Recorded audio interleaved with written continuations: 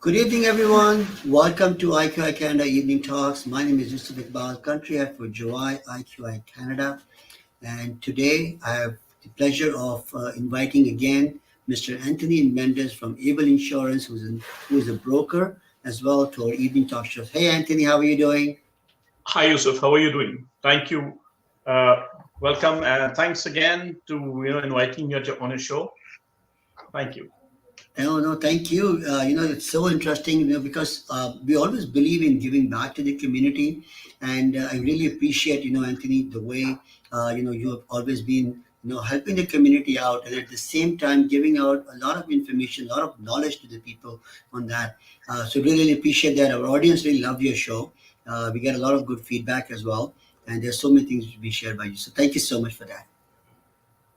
Well, So today I would like to start, Anthony. A lot of time we hear the word vandalism, right? vandalism, yes. Yes, vandalism. So the question comes in like and there's insurance for it as well. So what is a vandalism insurance? So, vandalism insurance is also called malicious mischief Okay, insurance.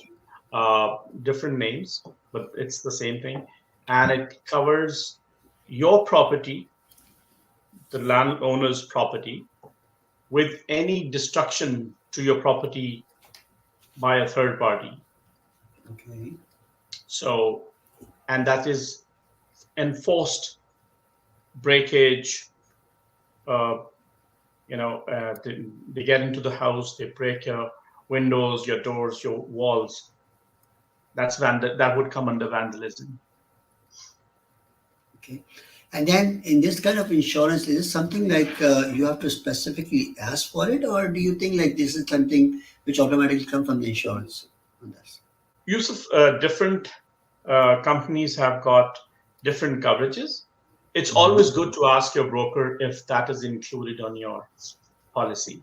Vandalism. So vandalism, you can have your property covered Mm-hmm. as a property owner.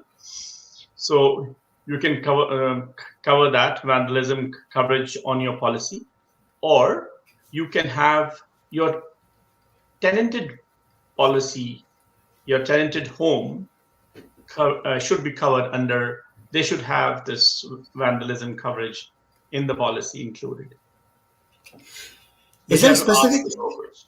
Yeah. Is there a specific amount you should have to specify, like what should be covered up? Because the reason I'm asking is that when we were looking at the other coverages, last time we were talking about some other coverages in terms of the value of the house and the building of the house and things like that.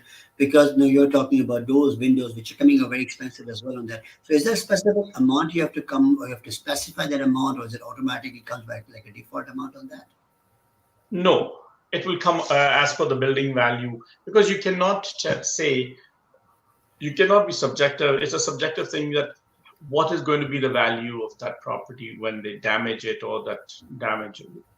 So it's an open thing. But suppose for your tenanted policy, you take contents insurance for say Yeah. $30,000.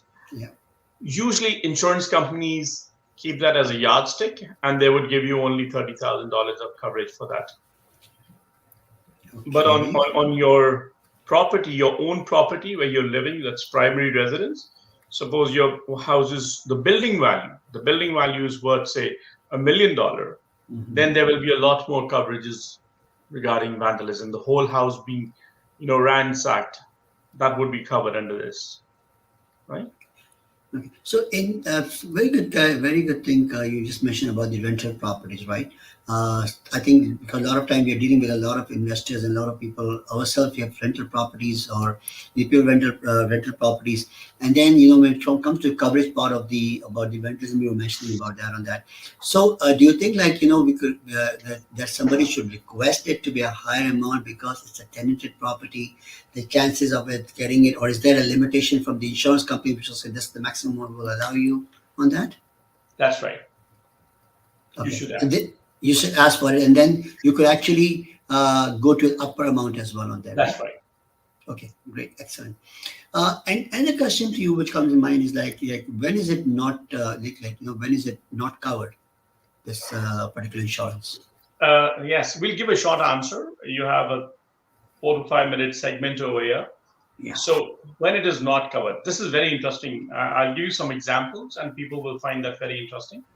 Uh, any property that is vacant for 60 consecutive days, even if you have the coverage, you would Hmm. not be covered. Okay. Nice. So, tenanted property, it has been vacant because you couldn't find a tenant, and it has been vacant for consecutive 60 days, and someone breaks in, ransacks the house. There is no coverage, though you have the coverage on the policy, but because it is under that stipulation of 60 days, it breaks that, and then there is no coverage. Number one. Number two, if the insured ransacks the house, that is not covered. Now, a lot of people ask me, how can that happen? How Yeah. would somebody? Exactly. Yeah. So, suppose uh, in a marriage, husband, wife living in a house, both are on the policy. After 5 years, they separate, or whatever time they separate. Husband goes out of the house. He comes one day, he ransacks. You forgot to mention it to the insurance company that you are separated. Interesting. Very They interesting. will not cover that policy, that damage, because he was on the policy and he ransacked. So he comes under insured person. He's the insured, and he's on the policy, and you did not mention to the insurance company that we have separated or divorced or whatever, right? Got it. There you go, no coverage. So these are just the finer points, but yes. So basically, what you're saying is that in either case, we should try to inform the insurance company if something like that happens. I know we just have another question which just coming to my mind again because from a real estate perspective as well. Now, if you have a property which got vacant and you're trying to find a tenant, it's on the MLS side of it, and you're still looking for a tenant for any reason it goes over 60 days. Are you still supposed to like let the insurance agency know right away when the tenant leaves out of it that it's got vacant right now, and I'm in the process of looking for a tenant, like just for from a consumer perspective? It's again interesting question, Yusuf. But in that case, the insurance company will definitely cancel your policy. Okay. But then you have to go to special risk. That's right. Okay. So special risk will cover that policy and that risk, but you'll have to go to another company. Okay. The regular market will not cover you Okay. if the policy is vacant for over 60 days. Amazing. Thank you so much, Anthony. For the audience who just joined us, we were live with Anthony Mendes, who is an insurance broker with Able Insurance. Anthony's contact information is available as well. Please feel free to contact him if you have any questions regarding any of your insurance needs. And that's not only just the home insurance, but it's also the health and the life insurance as well on that. Anthony, anything you want to say to our audience before we say bye on this segment? So besides the home insurance, I do the commercial insurance, your auto insurance as well. And it's very surprising that if you get more tickets, the markets become very difficult to get into a proper insurance. I can cover you for that as well. Oh, lovely. So where you get more than 2 tickets or 3 tickets or 4 tickets, speeding tickets. A lot of people are getting speeding tickets. Yes. So we can cover you for that. And of course, travel insurance, especially for super visa when people are coming into Canada. A lot of people are traveling. Yeah.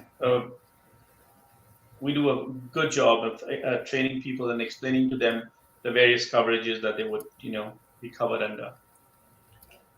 So feel free to contact me, and my number is there on the screen, and my email address as well. Thank you very much, Anthony. It's always a pleasure having you on our evening talk. For our audience, if you have any questions, if you would like to ask any question or you want us to discuss a specific topic related to insurance, please do send us your feedback. You can put it into the comment box or, just contact IQI Canada or contact Anthony directly as well. And anything, something you want us to talk about in our evening show, we'll do that. Thank you very much, Anthony. We'll see you in the next episode. Thank you. Thank you. Bye. Thanks.